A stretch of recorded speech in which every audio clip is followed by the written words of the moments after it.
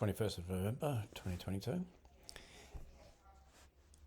I've been talking about in previous videos about the study I've been doing on Buyable Gap Up, otherwise known as BGU. So I just want to sort of pull that together and just go through my findings. So I went through 76 different Buyable Gap Ups across different time periods in different stocks. Now I need to say straight up that is there selection bias here? Was my eye drawn to what I sort of obviously knew that Buyable Gap Ups that worked in hindsight, like the Tesla or sort of Facebook, for example. So quite possibly. So I need to sort of just keep that in mind when sort of going through these numbers. The other thing is I've excluded biotechs completely.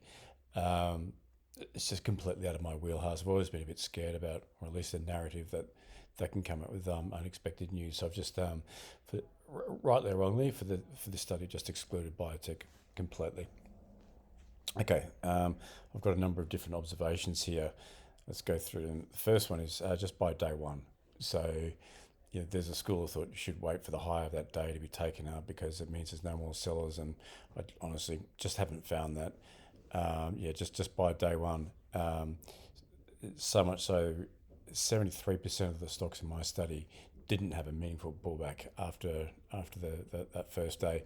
It doesn't mean they shot away. They might have based for a little while, but actually quite often too, the really strong ones were just gap and go. Like end phase earlier this year, if you waited for the next day or something like that, you would have been left for dead. Okay, now this is the momentum burst. I've stolen that term from Stock B. So what I found was, of the successful Buyable Gap Ups, the stock kept on moving after that first day. The average momentum burst, basically just as that sort of price run, the average is lasts for 12 days. It's saying that could last for anything from 2 days, which was sort of upstart last year, anyway up to 30 days. So that 12 days is a little bit misleading. And on the average momentum burst was 29%, but again, there's a big variance there. It might only be 8% all the way up to 75%. I don't actually have some magical formula to try and time the top there. The best I'm coming up with is, if you're seeing a stock just getting rapidly sort of moving away from its moving averages, such as a 50-day, be a little bit concerned. Also, I think you need to take the market context into account. If things are sort of very sketchy and stocks had a good run, I'm inclined just to sell. Whereas if everything's sort of going along tickety-boo, just try and hold on a bit longer. Now, that's a bit of a vague thing, but I'm going to have to work sort of more on that. Okay, the next thing is, I've already addressed this. It's false to think that the high of that BGU day needs to be taken up before you put the trade on. We've gone through that. TMLs, so true market leaders, tend to have multiple BGUs. So a stock, once it's on a run in a good market, might have one BGU, then the next earnings day comes out for another, can sort of just gap and go again and again. So after sort of 3 or 4, you can sort of get exhaustion.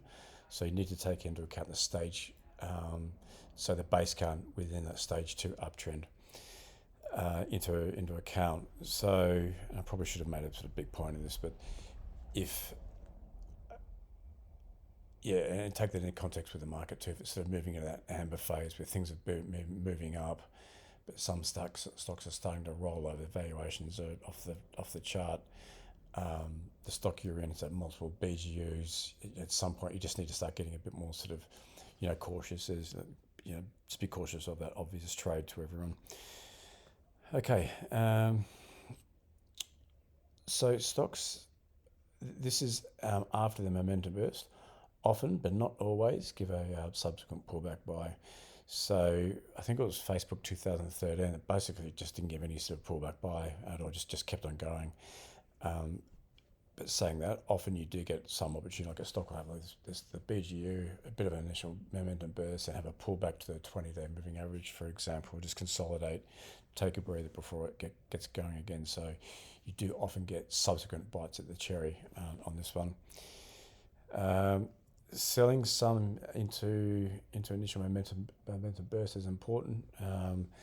You just get this sort of, especially with options, you can make so much money so quickly, and you just don't know what's around the corner. So I think, yeah, selling some into strength is important. So that's more of a sort of swing trade sort of mentality. Okay, on average, out of these stocks, the average 1 month return is 16%. Average over 2 months is 25%, and the average over 3 months is 37%.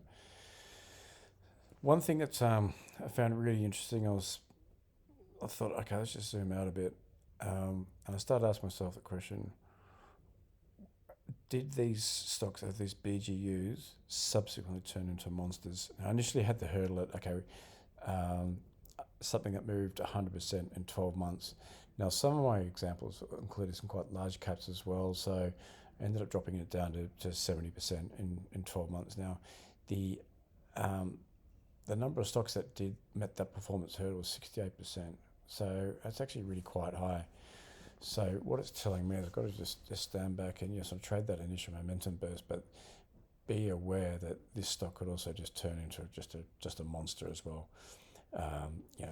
Tesla, last two times, 2019, 2013, were just great examples of that happening. The average time to sort of topping that monster was 7 months. Again, I should have put the variance in there, but they can be anywhere from 5 to 12 months.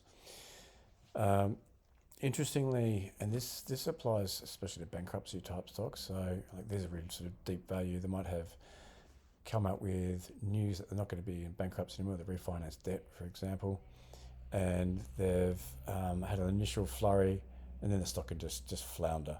It can flounder for quite some time, a month in the chuck, and actually look pretty average as it's sort of just wallowing around before it gets going again. So the message for me is just keep that stock on your radar. If the fundamentals line up that this could be a big mover, like I said, keep it on the radar and get ready to buy it again, like maybe another sort of pullback buy opportunity.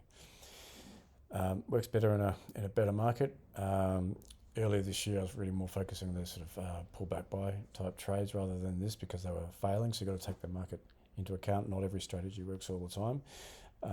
Been working pretty well of late. So I've got here, it's actually a good gauge of the market. If they're working well, it means the market's pretty good. So now I found that we actually get a lot of these coming up. I found that they work better in that sort of real proper momentum, like the Apple's back in the day type stock, where the market's behind it. Everyone's sort of liking the product, liking this narrative. So you're better off with a high growth, high earnings per share growth type stock, or going completely to the other end, expecting like a bankruptcy sort of style stock. That stock has just so been beaten up, but they've come out with, you might see some of the smart money in the value space being in there. They come out with news that show they're not going to go bankrupt. In fact, things are actually looking pretty good.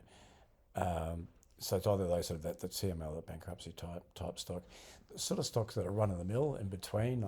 The stock might sort of just jump up, say 10%, pretty good earnings, markets liked it, but if it's just like a mediocre sort of grower or sort of slightly better than average, you've got to be a bit careful of those, because they can sort of just flounder and fairly easy, and I'll give you those really big powerful moves. So I'm going to try and just avoid those.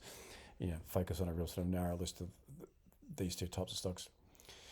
The other interesting thing is, going back to the stage analysis, the stock doesn't necessarily need to be in or go straight into stage 2 after a BGU.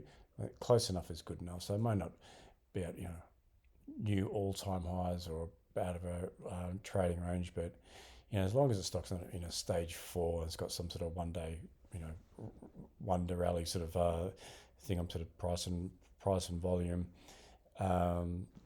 It's close enough is good enough for what we're looking to achieve here. So yeah, they're the main points there. Really interesting stuff. I've incorporated this into my business plan, and going to be doing more and more of these trades.